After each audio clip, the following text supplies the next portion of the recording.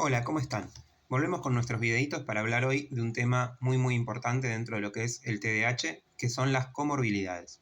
Si fuiste diagnosticado con TDAH, lo más probable es que si los que hicieron el diagnóstico lo hicieron bien, te hayan diagnosticado cualquier otra condición que puedas padecer. Pero a veces esto no sucede y muchas veces cuando no hay una consulta, sino que las personas nos ponemos a pensar si tendremos o no tendremos alguna dificultad, puede ser que esto se pase por alto. Por eso me parece importante dedicarle unos minutos. El 85% de los adultos que tienen TDAH tienen además algún otro diagnóstico. A esto llamamos comorbilidad. El porqué de este altísimo número de comorbilidades se ha discutido mucho, pero a mí me gusta pensarlo de la siguiente manera. Nuestras funciones ejecutivas nos permiten gobernar nuestra conducta y dentro de esta conducta lo que pensamos, lo que decimos, lo que hacemos. Entonces, cuando uno tiene dificultades en el autocontrol de forma global, eso también implica que va a tener más riesgo de padecer algunas dificultades, en algunos casos por no controlar adecuadamente nuestros procesos mentales, y eso nos puede llevar a dejarnos llevar y pensar las cosas de una manera excesivamente negativa o preocuposa, o tener dificultades para resolver problemas de una manera más fría. Por otro lado, como una persona cuando es impulsiva hace las cosas sin pensarlas antes, eso puede hacer que tenga frecuentemente conductas que terminen generando un patrón de comportamiento en el cual la persona haga cosas que no quisiera hacer. Y dentro de eso tenemos obviamente como una cuestión muy importante los problemas en los que una persona a lo largo de su vida, desde que es chico, se puede ir metiendo por tener TDAH. Por ejemplo, exponerse a situaciones de violencia donde luego termina con síntomas traumáticos, o ponerse en riesgo de alguna manera, o decir que sí cuando no tendría que haberlo hecho y terminar con situaciones vinculadas con el abuso de sustancias, etc.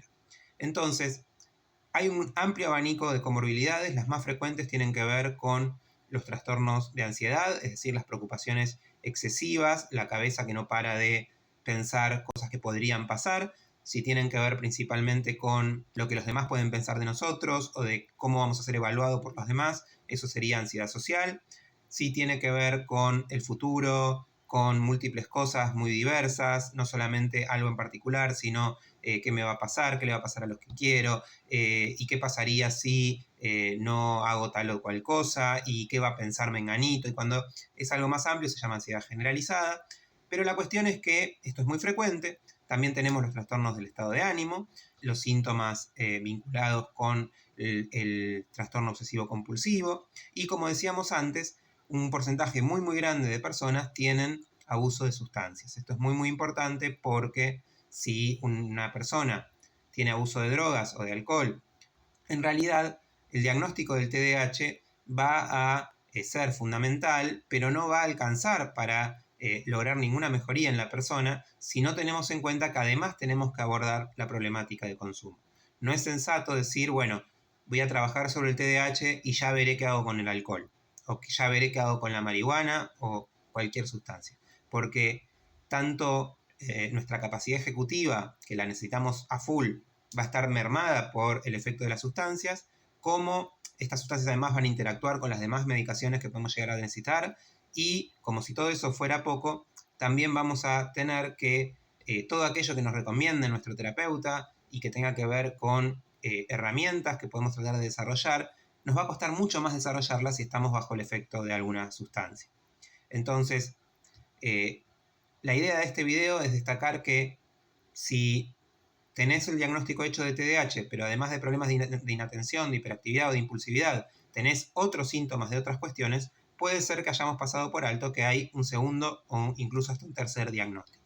Y por último, es muy importante también decir que mientras que en niños y en adolescentes es súper frecuente que cuando hacemos la evaluación nos ocupemos de evaluar con cuidado, que no haya problemas de aprendizaje, problemas de lectura, problemas de cálculo, problemas de escritura, problemas visoespaciales, en las evaluaciones de adultos esto se hace menos. Entonces, a la hora de estudiar en la universidad o de tratar de terminar el secundario, si uno detecta que tiene dificultades que parecerían estar como muy focalizadas en algo, no es que me distraigo en todo igual, sino que me cuesta mucho leer o me cuesta mucho la matemática, o mi problema es organizarme para poner por escrito las cosas, no hay que descartar la posibilidad de que haya una comorbilidad con un trastorno del aprendizaje que requiera un abordaje específico, un abordaje psicopedagógico y no solamente las intervenciones que usamos para el TDAH. Gracias.